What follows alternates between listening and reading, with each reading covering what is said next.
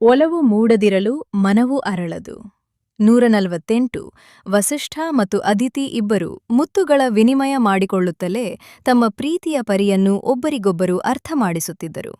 ಶೃಂಗಾರದ ಕೊನೇ ಮಜಲಿಗೆ ಬಂದ ವಸಿಷ್ಠ ತನ್ನವಳ ಸಣ್ಣ ನಲುಗುವಿಕೆಗೂ ಅವಳಿಗೆ ಮುತ್ತು ಕೊಟ್ಟು ಸಮಾಧಾನ ಮಾಡುತ್ತಾ ತನ್ನವಳನ್ನಾಗಿಸಿಕೊಂಡಿದ್ದನು.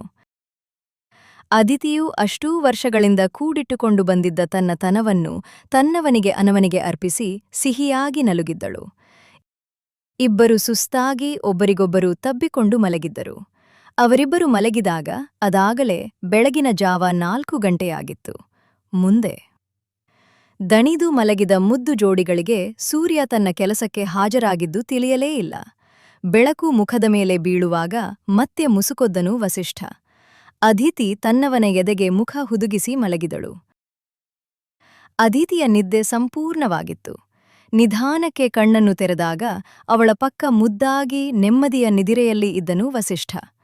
ಅವನ ಮುಖವನ್ನೇ ನೋಡುತ್ತಾ, ಇಂದಿಗೆ ನನ್ನ ಜೀವನ ಸಾರ್ಥಕತೆ ಪಡೆದುಕೊಂಡಿತು ಮುದ್ದು ವಸಿಷ್ಠ ಎಂದು ಅವನ ಹಣೆಗೆ ಮುತ್ತಿಟ್ಟು ಎದ್ದು ಹೋಗಲು ನೋಡಿದಾಗಲೇ ತಿಳಿದಿದ್ದು ಅವಳ ಮೈಮೇಲೆ ಒಂದು ದಾರದಷ್ಟೂ ಬಟ್ಟೆಯಿಲ್ಲ ಎಂದು.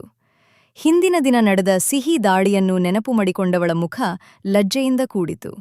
ಕೈಗೆ ಸಿಕ್ಕ ತನ್ನವನ ಬಿಳಿ ಬಣ್ಣದ ಶರ್ಟ್ ಹಾಕಿಕೊಂಡಾಗ ಅದು ಅವಳ ತೊಡೆಯನ್ನು ಮುಚ್ಚುವವರೆಗೂ ಬರುತ್ತಿತ್ತು.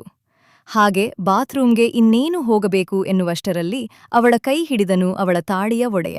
ಹಿಂದೆ ತಿರುಗಿ ನೋಡಿದಾಗ ವಸಿಷ್ಠ ತುಂಟ ನಗುನಗುತ್ತಾ ಅವಳನ್ನು ತನ್ನತ್ತ ಎಳೆದುಕೊಂಡನು. ಸಡನ್ನಾಗಿ ಆದ ಅವಘಡಕ್ಕೆ ಅವನ ಎದೆಯ ಮೇಲೆ ತಲೆಯಿಟ್ಟವಳು, ವಸಿ, ಸಮಯ ನೋಡಿದ್ದೀರಾ? ನಾವು ಈ ಸಮಯಕ್ಕೆ ತಿಂಡಿ ಮಾಡ್ತಾ ಇದ್ವಿ ಎಂದಳು ಅದಿತಿ. ಗೊತ್ತು ಅದಿತಿ, ಆದರೆ ಈ ತಿಂಡಿ ಬೇಕು ನನಗೆ ಎಂದು ಅವಳ ಅಧರವನ್ನು ಸವರಿದಾಗ, ಛೀ, ಗಬ್ಬು ನೀವು, ಇನ್ನು ಬ್ರಷ್ ಮಾಡಿಲ್ಲ ನೀವು ಎಂದು ಹೇಳಿದಳು. ಈಗ ಬ್ರಷ್ ಮಾಡೋದು ಬೇಡ ಅದಿತಿ, ಇಬ್ರು ಒಟ್ಟಿಗೆ ಸ್ನಾನ ಮಾಡೋಣ್ವಾ? ನೀರು ಮಿಕ್ಕುತ್ತೆ, ಸಮಯವೂ ಉಳಿತಾಯ ಆಗುತ್ತೆ ಎಂದು ಅವಳ ಬಿಚ್ಚು ಕೂದಲಿನಲ್ಲಿ ಕೈ ಆಡಿಸುತ್ತಾ ಅದರಲ್ಲಿ ತನ್ನ ಮುಖ ಹುದುಗಿಸಿದನು.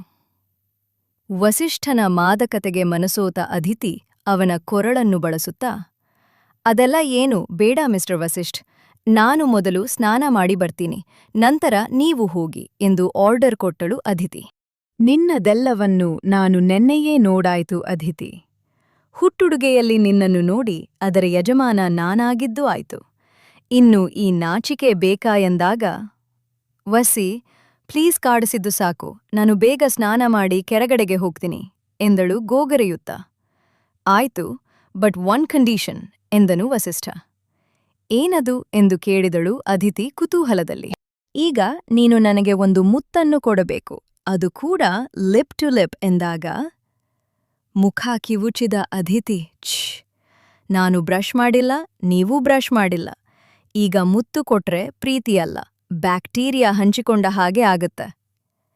ಒಂದು ಕೆಲಸ ಮಾಡೋಣ, ನಾನು ಮೊದಲು ಫ್ರೆಶಪ್ ಆಗಿ ಬರ್ತೀನಿ, ನಂತರ ನೀವು ಹೋಗಿ ಬನ್ನಿ. ಅಷ್ಟರಲ್ಲಿ ನಾನು ಬೆಡ್ರೂಮ್ ಕ್ಲೀನ್ ಮಾಡಿರುತ್ತೇನೆ.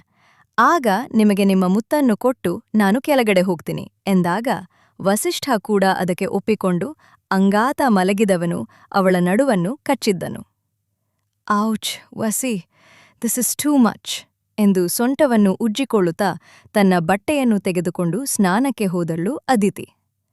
ಶವರ್ ಆನ್ ಮಾಡಿದಾಗ ಹದವಾದ ಬಿಸಿ ನೀರು ಅವಳ ಮೈಮೇಲೆ ಬಿದ್ದಾಗ ವಸಿಷ್ಠನ ಪ್ರೀತಿಯ ಗುರುತುಗಳು ಸಣ್ಣಗೆ ಉರಿಯುತ್ತಿದ್ದರೆ ಬಿಸಿ ನೀರಿಗೆ ಮೈ ಹಗುರಾದದ ಅನುಭವ ಆಗುತ್ತಿತ್ತು.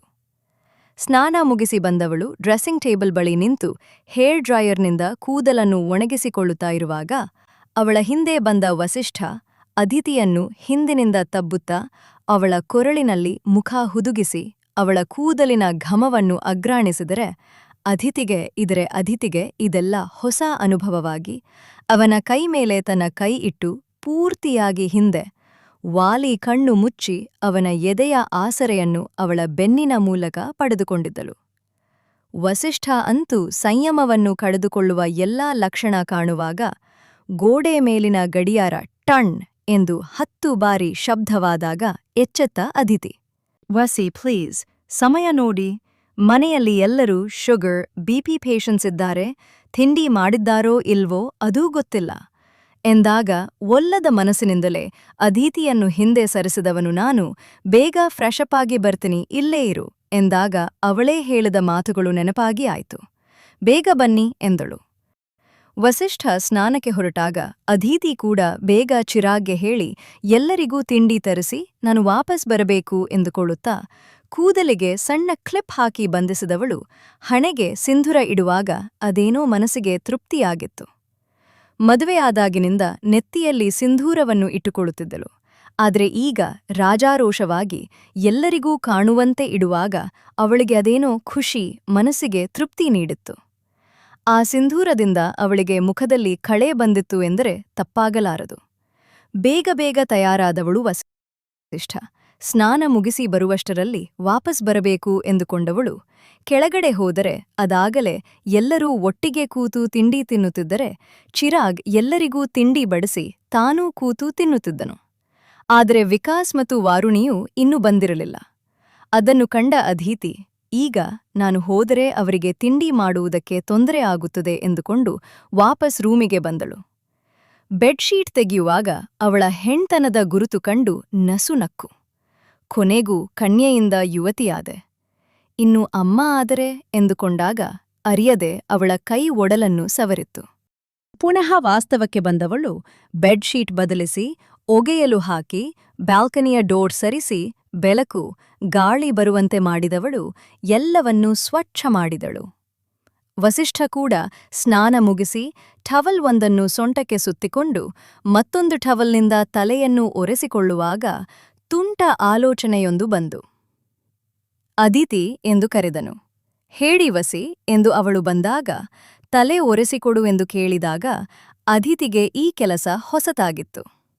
ಆಯ್ತು, ಟವಲ್ ಕೊಡಿ ಎಂದು ಟವಲ್ ಪಡೆದು ತಲೆ ಒರೆಸುವಾಗ ಅವಳ ಹೊಟ್ಟೆಯ ಸಮಕ್ಕೆ ವಸಿಷ್ಠನ ಮುಖ ಬಂದಿದ್ದರಿಂದ ಅವಳ ನಾಭಿಯನ್ನು ಕಂಡು ಹುಚ್ಚನಾದ.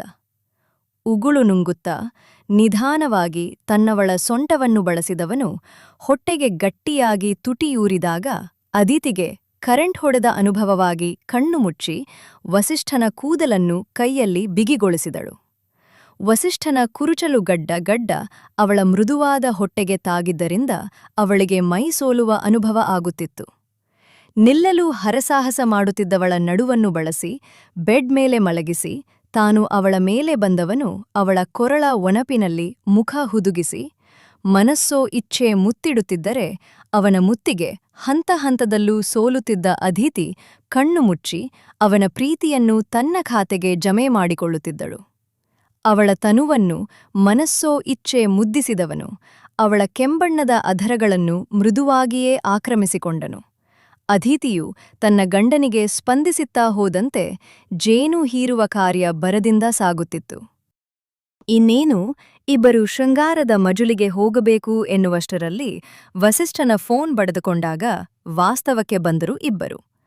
ವಸಿಷ್ಠ ಮುಖ ಸೆಂಡ್ರಿಸುತ್ತಾ ಯಾರ್ ಕಾಲ್ ಮಾಡಿದ್ದು ಎಂದು ಫೋನ್ ನೋಡಿ ಅವನ ಮುಖ ಬಾಡಿತು. ತನ್ನ ಸೀರೆಯ ಸೆರಗನ್ನು ಸರಿಪಡಿಸಿಕೊಂಡ ಅದಿತಿ ವಸಿಷ್ಠನನ್ನು ನೋಡಿದಳು. ಯಾಕೋ ಮದುವೆಯಾದ ನಂತರದ ದಿನಗಳಲ್ಲಿ ಇವರು ಹೀಗೆ ಮೂಡಿ ಆಗ್ತಾರೆ. ಅದು ಯಾವುದೋ ಕಾಲ್ ಬಂದ್ರೆ ಅರಿಯದ ಭಯ ಅವರಲ್ಲಿ ಆವರಿಸುತ್ತೆ. ಹೇಳಿ ಅಂದ್ರೆ ಹೇಳಲ್ಲ ಎಂದುಕೊಡಲಾದರೂ ಬಾಯಿ ಬಿಟ್ಟು ಕೇಳಲಿಲ್ಲ. ಹಾಗಾದ್ರೆ ಫೋನ್ ಮಾಡಿದ್ದು ಯಾರು? ನಿರೀಕ್ಷಿಸಿ ಒಲವು ಮೂಡದಿರಲು ಮನವೂ ಅರಳದು.